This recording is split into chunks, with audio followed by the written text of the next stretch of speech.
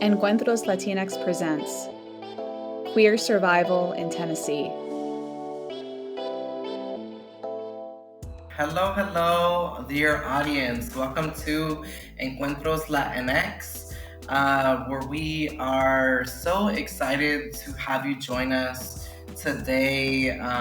We have a special guest that I would love to introduce, but first and foremost, let me go ahead and introduce myself. My name is Reverend Jay Robles. My gender pronouns are he, they, or ella in Spanish, and this is live from Nashville, Tennessee, where I'm regionally located today during this time together. And so, welcome,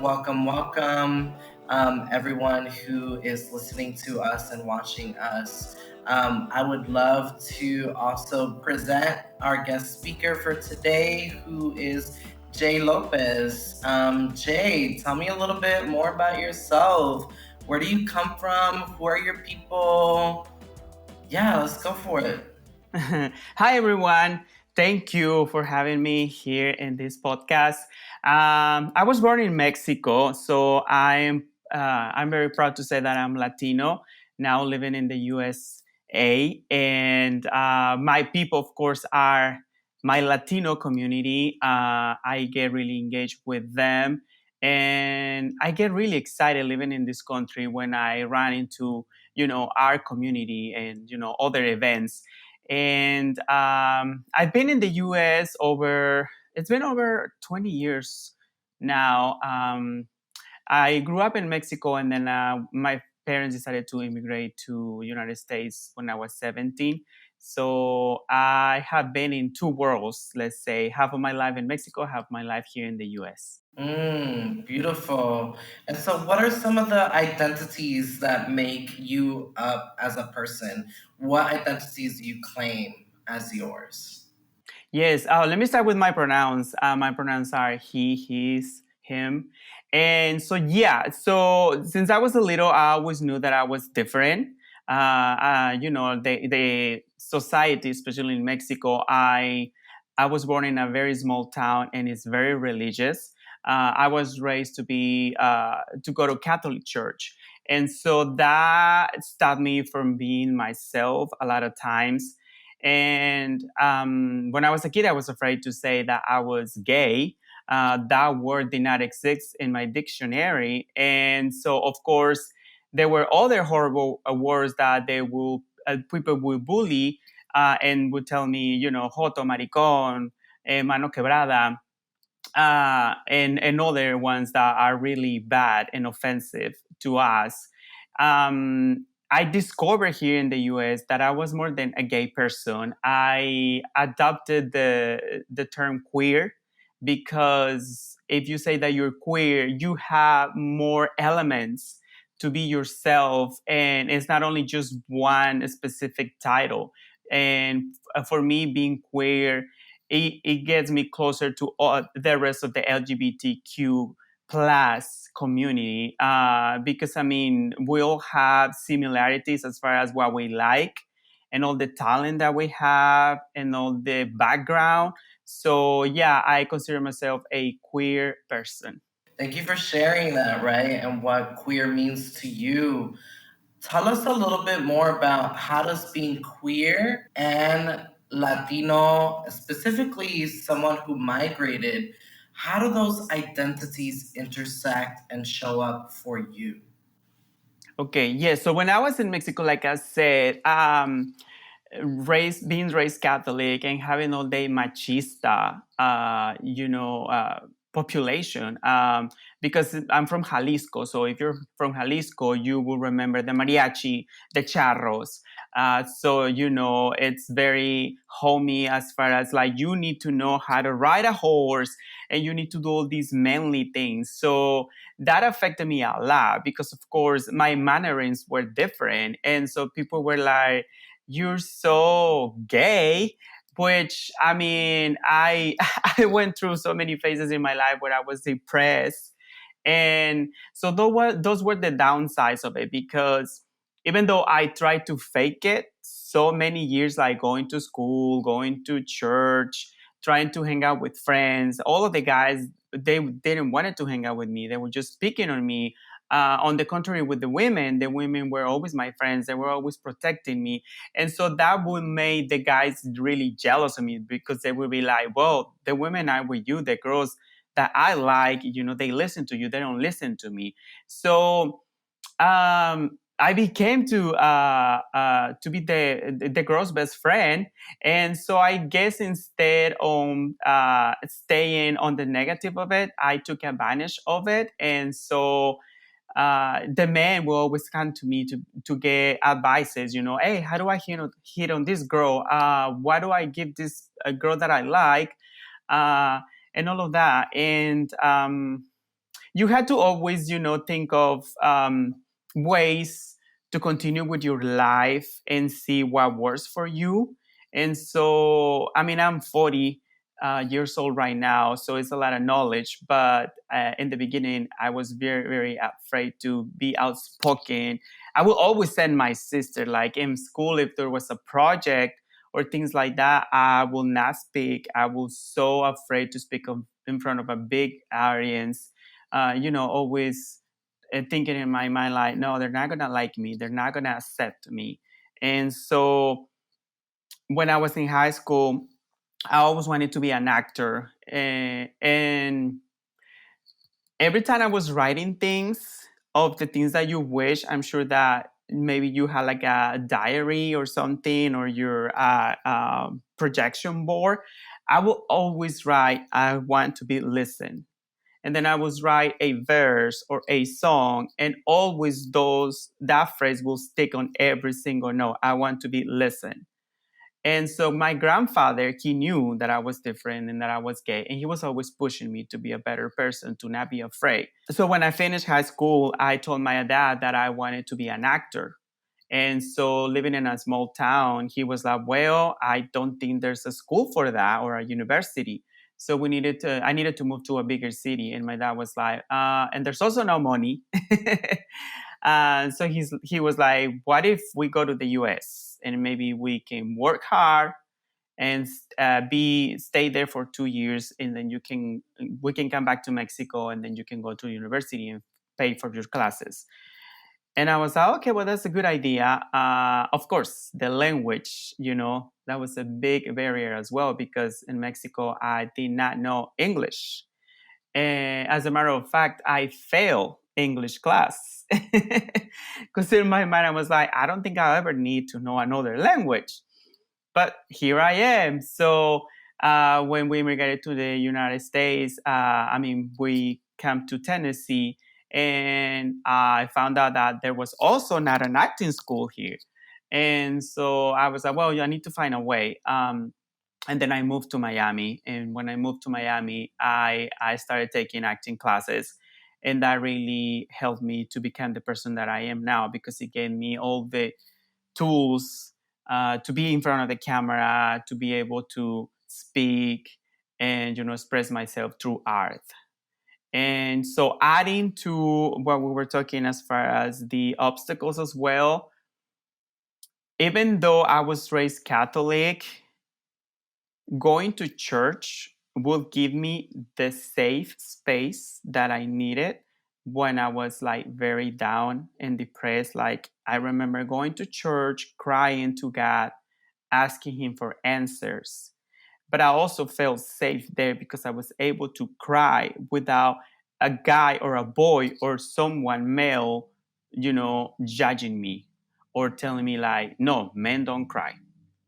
Thank you. Thank you so much. Wow, that was so powerful, right? To hear more about your experiences in Mexico and also in the US, particularly what it means for you to live at the intersections of being queer and Latino, and how family plays a huge role into those experiences early on, right? And the messages that you were receiving around masculinity, or even around sexuality or gender.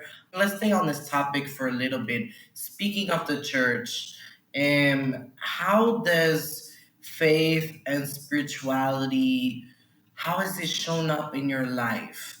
right? So we're hearing a little bit about the Catholic Church and how, in some ways, it was a safe space or safer space for you to let go and be able to cry and to be in deep prayer and conversation with God. And I'm just curious about how has that maybe changed or shifted or transformed over the years? How have you like expanded your spirituality or your relationship with the divine? How has that kind of come and gone in your life? It definitely has changed a lot the way I see religious and the way I believe on my faith. Like I do believe in God. I do believe in do the good thing, be kind to each other. And I do understand that there are consequences if you treat wrong other people. Right now, I don't go to any church denomination at the moment because I mean, I haven't had the time to explore. I know that here in Tennessee, there are so many options that are still growing up for us. I remember my sister one time took me to a Christian place, and she's like, "Oh, I love this church. You should go with me. They have live bands, and I see a lot of gay people that go there. I see a lot of gay couples." And then I was like, "Well, let me give it a try." So I went with my sister, and the pastor was a woman, and they started doing the ceremony, uh, and then she was picking on us. She was saying you shouldn't like same gender person and all of that. And I just look at other people that I knew that were gay, and I was like, I don't belong here. Like they're criticizing me. Like they're saying that they're welcoming and everything, but then when they're doing the speech, they pretty much are saying that I'm the person that has a problem and I'm the person that needs to change when it has to be different. So I was like, no, I'm not going back here. I'm not a two-face. And so I need to be at a place where people will accept me and would not judge me once I turn my back on them. Um, but there's hope. There's still hope, and like I say, I know that there are other places that even have the flag that represent our community, and then they accept us all. I am happily married to my husband, and he also was raised Catholic, and so we were both baptized. We did the first communion and all of that. And then I still go to church, like say if there's a quinceañera in my family or if there's a wedding. I mean, I don't have anything against that. But also the good thing about us growing up and speaking about all these in my family, I'm not the only person that is part of the LGBT community. I had two uncles that they live in Mexico, and so that really helped that my parents and the rest of my family will take it okay with me. In my family, I'm the only person that is being married to someone from the same sex. My two uncles are not married, but my grandma, one time, there was a ceremony because we do my dad anniversary. How do you say when he passed away? It's anniversary, right? Or they do Yeah, it anniversary. Yeah. anniversary. Okay, so Yeah, these that anniversary. okay, death anniversary. Okay. So one time I went to Mexico to his death anniversary. And again, the father was saying things against us. And I remember I stood up and I was like, well, I'm not going to be here. And then my uncle saw me too. So later, days later, they had a conversation with my grandmother. And so my grandmother spoke with the father and she said, you're not welcome to my house no more because they are part of my family. And if your sermon is not going to be welcoming and inclusive, then I need to find another priest. So we've been trying to make the changes in my family, and not only for us, I mean, for everyone else. But definitely having faith helps a lot because there are moments that you're going to be very depressed and you're going to need the strength. And so when you have faith, you pray. And I do believe in praying as well. and a lot of people can change. And if we need to make changes on the minds of the majority, then we have to continue pushing for leaders that are more open mind. And I think that's it. I mean, I don't have anything against any religion, but a lot of the leaders are the problem, in my opinion, because they were taught from a book that has been so old and I was reading when we were not accepted, that all of those things need to be written again, and they need to, like I say, have all the inclusion, so that way the new generations grow up with those beliefs instead of the ones from the past that kept so many of us outside of all of these regulations. Wow, that's deep. That's deep, right? No, seriously, to hear that, just the role, the way that you've been able to navigate the church and kind of in and out while at the same time, like not being afraid to take pauses from it, to take breaks, to not go at all, as you said, to also go whenever you are invited or whenever there is an opportunity to go.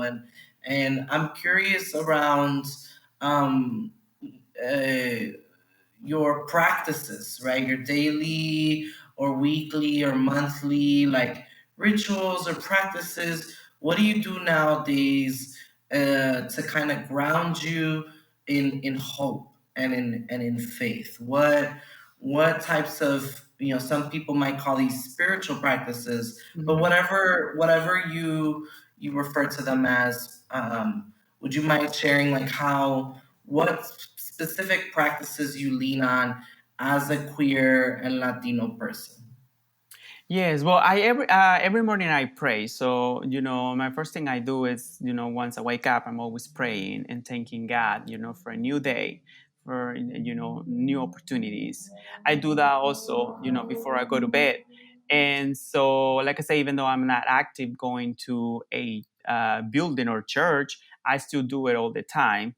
And so with my parents are still active in the Catholic side. So they go to church every Sunday and they do have the meetings with like all the couples and all of that. And so I also try to teach that to my sobrinos, um, nephews. Yeah, to my nephew. Sorry, sometimes I had to think twice because English is my second language. So to pass it on still and telling that be good, believe in God, because if you don't, then you're gonna make more mistakes than normal, and so always. But I also give my siblings like nephews and nieces, we also given the freedom to think for themselves, because there's also one thing about being Latinos and living in the US. You have multicultural families now, because we're not only Mexicans no more. In my family, one of my sisters married a guy from Guatemala. So my mom was mad when my sister was going to marry this guy, because he was raised Christian. So my sister was raised Catholic. So now they have a mix as far as faith, because they didn't have a church celebration. It was only, when you sign the papers. And so my mom was always disappointed, like, no, you should have find a guy, that follows your same beliefs. But with me, she changed. I mean, she was different. And I was like, well, Catholic Church would not accept us yet. And she was okay with it. So there's a lot of also growing with my pillars, with my, family. And it's, we just had to continue pushing and trying harder. Yeah, yeah. It's interesting, right? That sometimes there's space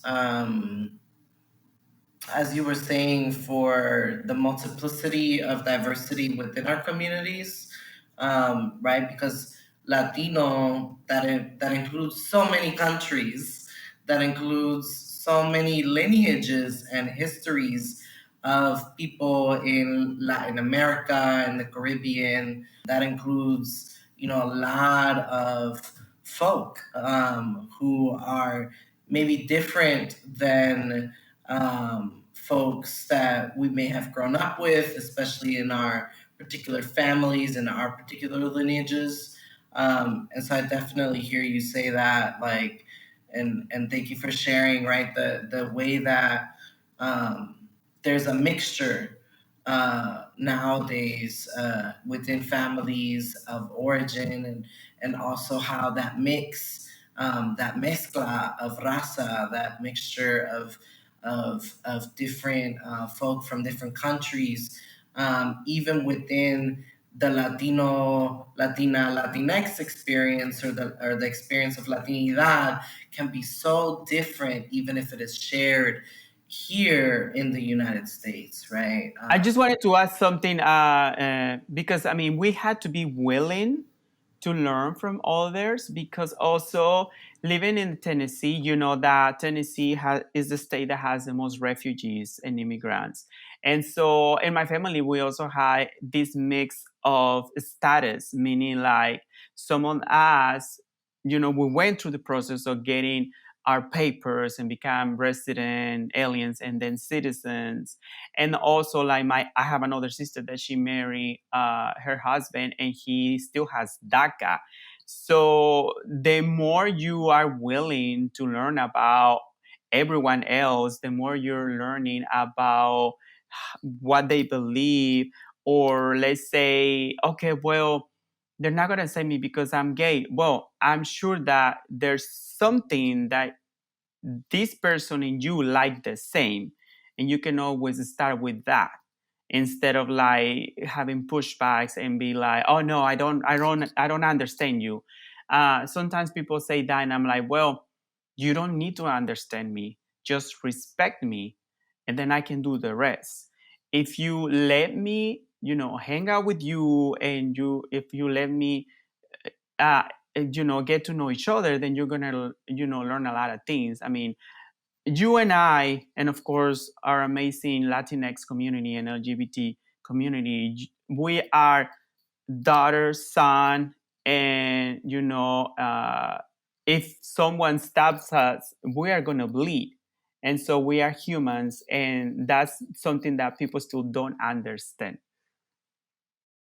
Yeah, definitely, right. And specifically how, because on this thread of, we are daughters and sons and siblings and aunties and uncles and tios and tias, and all the different ways that we have of relating to each other and our families, whether that's our blood family, our biological family, or our chosen families, right?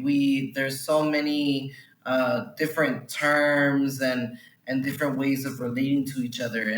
And I'm curious to know, on this particular note, we've been talking a lot about being queer and Latino and those different experiences that you have had, born in Mexico, being raised there, and then migrating to the United States, and living here in Tennessee. I want to kind of dive into some more sharing with our people. What does it mean to be queer and Latino and living in a state like Tennessee? Well, right now it's dangerous. you know, with the people that are leaders. I don't know if I can say names, but our governor. Let's just start with our governor. He is Right. very conservative, and so the lawmakers are trying to make so many laws against us. Remember that they tried to pass the law that drug was a crime. Hopefully, it did not Mm. pass, but it doesn't mean that it cannot come back. I mean, they can always rewrite it, because the reason that it did not pass is because it will make so many confusion with the population. But then, I'm so glad that it didn't happen, because as being queer, let's say I wanted to do makeup on my eyes or somewhere in my face, they will consider me a drag, and then, we will get in trouble. So, but being a queer in Tennessee right now, I say that we live in a survival era. Yeah. I try to stay connected with, of course, my community. And sadly, and I need to say this because this is how I feel, sadly, not many people of the Latinx community get engaged politically. And I understand that some of our community are maybe undocumented, and they get afraid to go to race or to go to the downtown and be part of all of these movements because of that. But we need to do it, because if sometimes we are demanding for things, then we need to show up. And so that's the thing that we need right now. We need more of our community to show up and come together, because other people are fighting for us. And so this is a team job. All of us need to do it. And also we need to protect each other as well. I'm in a group. I'm in several groups on Facebook of there's like Gay Connection, Gay Latinos, and so many other. And so one time, one of the members posted that they overheard a group of guys saying that they were gonna go to a certain place and beat up people that they look gay. And so these are the things that we need to tell our representatives, like, hey, you're making all these laws, and you're making us to look bad, and for other people. And so it's definitely proud to say that we're still here. But definitely we need to continue fighting, and like I say, sharing information as well, resources. I was part of the movement of inclusion before inclusion existed. And I think I met you when there was another organization that I was called Out Central, if I don't remember. We met through Out Yes. Yes. Central. And that tiny place next to Canvas will give resources to the community. And so we were the people that were Latinos there trying to do so many things. And Right. so after Nashville Pride became so popular, they were like, we need to do something. So Nashville Pride and their members decided to do a survey, because they ran an app. I don't know how many years ago, 5-6 years ago, before COVID. They ran an app where you were able to see the program and everything for Nashville Pride. And so because of that, they got so many emails from all of us. So after having a lot of information, they decided to create meetings where people will have these meetings for like an hour or two, and they will do a questionnaire asking you, what do you think we need as, LGBT community in Tennessee? And so, Yes, this was when they were doing National Pride and a yes, couple other LGBT organizations here in Nashville and across Tennessee. Were doing like a needs assessment for the yes. community. Yeah, yeah. Yeah, so they broke it into three things: the political side, the medical part, which is very important in Tennessee, especially because a lot of trans community are here, and so I don't remember the third part, but so that's how inclusion got created.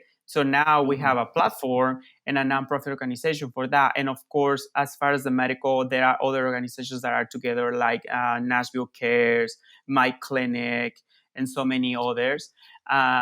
So, like I said, it's so sad to go into these meetings and knowing that it's only 5 or 6 of us Latinos, and then the rest are, uh, other, of course, community, of course, African Americans and other people.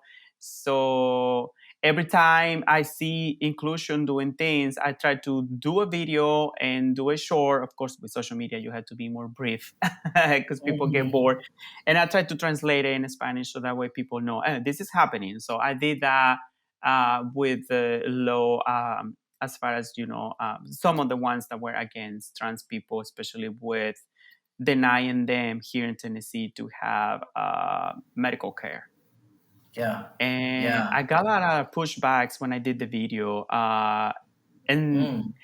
and this is the thing that hurts me the most, because I did the video in Spanish, and so a lot of the comments were focusing not even on trans people. They were thinking about the drag ban, and they were saying like, "Con los niños no se metan. You can do whatever. Con los niños no se Mm. metan." And I was like, "Isn't trans people also human? Aren't they humans? And aren't they also kids? I mean, Right. if you have the resources when you're growing up, then you can go to a psychiatric and they can help you with the process. Mhm. Because if you don't, then you're not gonna get the okay to get all the changes that you need, Right. And the only thing is, whenever I see negative comments, I don't engage. I just move on, because if I do, then we're not gonna Mm. move forward. Let's talk about this for a minute, right? Like in the state of Tennessee, especially right now, 2023, this has been the year, not only in the state of Tennessee, but across the United States, where there have been at least over 450 anti LGBTQ laws, bills, legislation that continues to be passed or has been passed. And in Tennessee, as you hinted at, right, there's the ban on gender affirming care for youth. There's talks already about a potential ban for all gender affirming care, including adults, coming down the pipeline next year in 2024. There's been the attacks on trans people through the Attorney General requesting access and having now copies of transgender individuals' medical records, complete medical records that has private information, healthcare information. There's now also the attack on abortion that continues to happen, right, and reproductive rights. And now I think that the state and the governor and the attorney general is also trying to get their hands on records for people who are leaving the state or gone out of the state to seek an abortion. And so all these things are connected to LGBTQ issues. They are connected to trans issues. They're connected to queer issues. And when with such a state of hate and such a state of we live in a red state. We live in a blue city known as Nashville, the capital, and yet there are still hate crimes, and yet there are still things, hyper surveillance that happens. What what do you think, right? If you had to give like a state of the movement right now in Tennessee, because I know you're also very involved in community. You're very involved in reporting to the people what's going on, when is it happening, where it took place, and you're also very involved in that educational piece as well. And so, share with our people in our audience on this podcast a little bit more about how I guess, like, from your perspective, Mhm. how specifically did, as a member of the community, for example, let's just go with one, the anti-drag bill. How did that particularly impact you as a queer and Latino person? It impacted me directly because last year I was doing a lot of events for our community, because I'm a performer myself. So I was working on doing these events for the Latino community where I was able to perform for them, but I was always looking for places that would give us the safe space to do it, like on a weekend, so that way We can have events where there's DJs, and of course, people 18 and up can go, and of course, 21 and up, they can drink. So it did affect me because I was in the process of becoming a drag king, trying to do my songs and my music and all of that. And then that happened. And then, with my group of friends that they do drag, we were like, okay, what are we going to do? I always, I'm looking for these venues, and it's a lot, like you say, a lot of education about like, this is how many of us we are in Nashville. This is what we can provide. A lot of owners that have a venue, whether it's a restaurant or a club, they're always afraid that, you guys are going to cause fighting, people fighting, or you guys are not going to consume.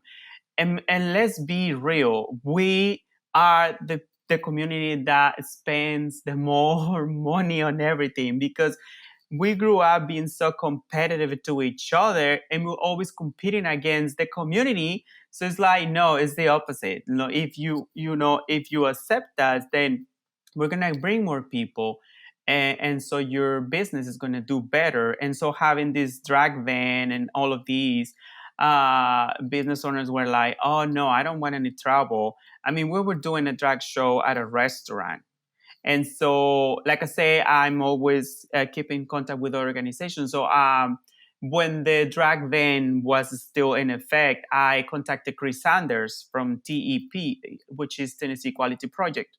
And I was like, Chris, because I heard that they cancel Borough Pride, which is in Murfreesboro. And I was like, that's shocking. And I told him, like, I'm trying to do a drag show at a restaurant. What should I do? And because I had to call him because other people were doing a drag show on a Sunday, like Sunday brunch, near the stadium, and they have people outside. And so they had to call security and all of that. And I was like, I don't want that to happen to us, especially because, I mean, the business owner was like, oh my God, what did I sign that for? So he was like, okay, this is what you guys can do. I mean, it's not approved yet, but to avoid anything, just make sure that there's no children involved. Like, you cannot accept anyone under 18 for any reason. And if you're going to do a drag show, make sure, like, if people are walking outside, that they cannot see through the glasses when you guys are performing. So we did it that way, but we had to cancel so many others because we were like, let's just not risk it. Let's just wait. So, we felt like we were like retrocediendo, going backwards, instead of, making improvement and going forward.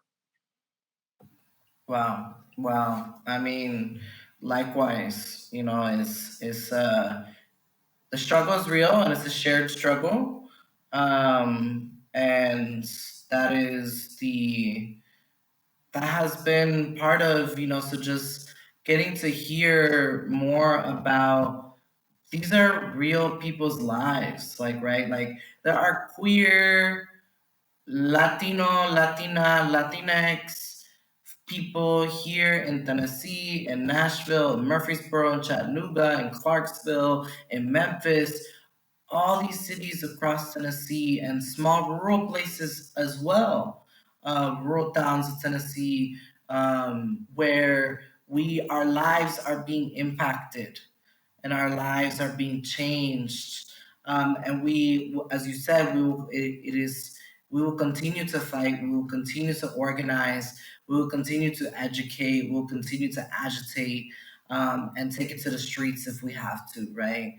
As we've seen so many protests in Tennessee, especially here in Davidson County, in Nashville, in the capital, to fight against all these anti-LGBT legislation. This has also been a moment in Tennessee where we are fighting against gun violence, and we are fighting for gun reform, and so there's just so much that always happens. But specifically, where I know that you and I are both deeply, deeply rooted and committed to the struggle and in community, to raise the issues that particularly impact us as LGBTQ Latinx people. And so, with that in mind, I want to kind of shift us over to communities. Speaking of communities, for you, where do you feel you're involved in so many different like ways, right? Hosting, MC, reporter, activist, I would say, a leader, educator. In what communities do you feel your highest and fullest self? Definitely with my Latino community, because I mean, we speak the same language. I remember when I was working for TIRC, Tennessee Immigrants and Refugees Rights Coalition, Leticia Alvarez, Leticia. I was there going to the consulate, the Mexican consulate, when, they were doing mobile, and they would come to Nashville and get people to do their passports and all of that. Uh, and so I had to speak with them about their rights. During Trump administration, there were a lot of raids. I mean, we were part of the biggest one in Morristown, where they took over 100 employees. So being with my Latino community, I feel safe, and I feel that I'm able to express myself, and of course with women better than with men. um, in my LGBT community, of course, I do feel good as well and safe going to our places that we normally hang out. But there are some areas where me and my husband try not to go as much, because you see who live there. And I'm very surprised that Franklin, which is Williamson County, is making so many changes. I mean, they had their second or third Pride this year. There's a lot of gay couples living in Franklin, because this is the thing. We are going to move because we also have the right to have family and have kids. And a lot of couples that are same sex are living in Williamson County, because Williamson County has the best rating as far as education. So our people want their children to have the better resources and education, so they're moving to Williamson County, even though it's more expensive to live there. But these couples are also making a difference, because they are the ones that are going to talk during the meetings of the city, at the city hall. And I also feel safe going to events with organizations such as, I don't know if you two are part of Dignidad Obrera. Okay, so Dignidad Obrera, Tennessee Immigrant Refugees Rights Coalition, Tennessee Equality Project, Inclusion, because all of us share the same values. So being around people that share the same values with me, that's where I feel safe. Mm. And thank you so much for yes to shared values, and yes to our people, our gente, our community, and also thank you for uplifting some of the like powerful organizing community-based organizations here in Tennessee, because they're doing amazing work. And so on that note. Um, Tell me, we're gonna wrap up shortly, but I wanna to know if there were any other sort of things that you have learned, either about yourself, about our people, having had that experience of living first in Mexico and now in U.S. and in Tennessee. What have you learned about yourself? Maybe there was something surprising, maybe there was things that you let go of or that you had to learn that was very new. What have you learned about being queer and Latino here in the United States? Okay, so being Latino in the United States, and especially here in Tennessee, And now, if you are bilingual, I mean, that will give you more opportunities in Tennessee, because when you're bilingual, they pay you a little bit more. Well, not so much more, but still, that is something that you can add on your resume. And being queer, I mean, people will take you in any job as well, because they know that you're going to be doing great with customer service skills, because we like I said, to express and talk. We always compliment each other. And that's one thing that other, community normally don't do it. I mean, I was born with my mom always tells me like, you have to say hi to everyone, even though if you don't know them. The minute that you walk in somewhere, and if you see people, say hi, because that's to be polite. And so other things like that you achieve throughout the years with your background, and it's very important that you continue. And all the things that I have learned in moving from Mexico to United States, there's always resources, there's always help, but you had to do your job. As far as like, let's say you're undocumented and you're a woman and you're pregnant, there are resources for you to get qualified for 10 care once you're pregnant. And so there are so many other things that you can do. But I really ask my community, like, if you're gonna ask for help, stick to it and be responsible to follow through. Because I always hear all these complaints about people like, oh, I went to this place and they said they were gonna help me, but they didn't do. It's not that we didn't do, because I mean, I also work at a clinic, and it's not that we didn't do. It's like sometimes you move your address, you change your phone number, you don't provide an email. How are we going to supposed to communicate back to you if we need to? So all of these people applying for insurance, health insurance, and other programs, food stamps, WIC, and like I said, 10 care as well for kids that are also born here in the US. If you don't follow through, then maybe things are not gonna get approved. And a lot of Latino community doesn't get approved because they get a letter that is not in Spanish saying that they were missing documents or information, and then they just never got the letter on the mail, or they just thought that, oh, I did the application, everything is going to come to me. No, you had to, follow through. And also another thing is like, teach others the ways. Because if you tell them, or if you like say, oh, I'll do it for you, then they're always going to depend on you. You need to show the way that it's done, so that way they can continue doing it. Because otherwise, like I say, you're gonna be so much so busy trying to help the same people. So you need to tell like, okay, you can be a leader as well. This is what you can do.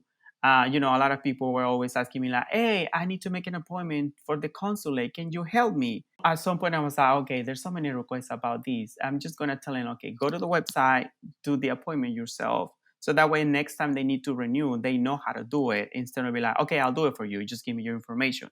Like, you had to show people the way to continue with what they need, and definitely follow through to the end. Because if you don't, then things are not gonna get done, and so you're not gonna get all the benefits that you should be able to. And like I said, now in Tennessee, there's not such a language barrier, because anywhere you go, they're always going to have someone that speaks Spanish at least. And if not, like if you go to the doctor, they always have the tablets, or all of these electronic devices that they can have someone interpreting for you. So if you're sick, you had some condition, don't be afraid to make appointments to see the doctors and things like that, because there are always resources. And so, yeah, Tennessee, it's getting better at that. And so, and again, when in that, here in Tennessee, always ask for help. That is also one thing that I learned. You always have, and I need to ask for help, and then you'll find the organizations, the people, everything. I love it. I love it. Thank you so much for that those nuggets and words of wisdom, right? That and expertise and knowledge that you have, and to go back to, we are such a, as a community, as individuals, but also as a collective, we are so resourceful. We are such a resourceful people, that it makes sense that folks would look up to you, reach out to you, and tell you, like, hey, I have this question, I have this need. Where can I go? I think a lot of us play that role, especially within our generation and younger generations, where we are showing up for our people in that way, by being in the know of, okay, you can go to this place for these types of resources, supports. You can go this over here for these programs, or you can go over here to get involved in the movement of social justice and liberation, right? So that's beautiful. Thank you so much for saying that. And also being a guide in the community for people who maybe don't know where to start, or don't know, right? Or we have a lot of folks in Tennessee who are newly arriving to Tennessee, who don't know, who don't have family, don't have friends, or if they do, they kind of are don't know where to turn to, and so it's very Mhm. important information that you just shared. And so I appreciate that, and that you're always willing to share that. And like you said, queer people, we affirm each other. That's such a, Yes. like, I'm doing it right now, right? Like affirming you in your work. Mhm. And I just deeply value you, and yeah, thanks for sharing that. So tell us, I'm gonna switch to my very last question. Mhm. Because you do so much and you stay busy, where Yeah. where Uh-huh. can folks keep up with you and your work? Do you have social medias that folks can follow? Please share your handle, hashtags. Do you have any websites, anywhere where you would like folks to keep up with you and your work? Now's the time to put in the plug selfishly for yourself. Go for it. Okay, yeah. So definitely social media is the best way to find me. And so you guys can find me on Facebook, Instagram, TikTok, Snapchat, Twitter. I mean, you find me as at soy J Lopez, which is my name. And that's where I normally post everything. And of course, people can send me a message or contact me. My phone number will be there as well, especially in Facebook or on Instagram. Those are the two that I use the most. I use Facebook a lot for my Latino community. And, Facebook is more for people from certain age. And Instagram is for the younger generation. So you need to be everywhere to, get all the population. And yeah, if I see something important that I need to inform the community, that's where I will post it. But if people have some questions regarding, like I said, medical, even immigration questions and things like that, they can always reach out to me through my social media, and I can always direct them to other nonprofit organizations, or the direct numbers of lawyers or clinics and things like that. And also now, I think we're still doing the voting here in Tennessee. So I want to invite the community that are able to go vote to do it, because when we select the right leaders, then that's when changes are made. And if we don't go out to vote, then we're just giving the vote to another person that we don't want. If you're not able to vote yet, try to convince the people that can do it for you, because I mean, they need to hear your story as well. Important. Yes, go out and vote. Get the vote out. Help. There's voting restrictions are real. Voting gatekeeping is real, especially in a state like Tennessee. So we're seeing this across the U.S. And so yes, good reminder for folks to get out the vote, help get out the vote, and be a part of those efforts as well. And thank you for sharing your social media handles. Remember, folks, that's at soy Jay Lopez. Okay, put it out there. Search for my compa here, and just wow, thank you so much for your time. This has been a blessing to just spend time together in this way. Is there anything that you would like to close us off with? Yes, no, I want to thank you also for the invitation, and thank you and your entire team for taking the initiative to do this podcast, because with these programs, other people are going to see and hear more about us, how we live in Tennessee, because I'm sure there's going to be listened everywhere, and so that way they can also learn from our state to their state, so that way they don't make the same mistakes. Because I mean, there's always, I would say, there's a domino effect. Whatever happened to us, it continues. So let's stop it and let's get better. And so I really, really thank you guys for making this podcast. And of course, I wish you all the best. I wish that you guys are doing this podcast for years. And let me know if you want resources about like who to interview next. I can always pitch it to you Yes. guys.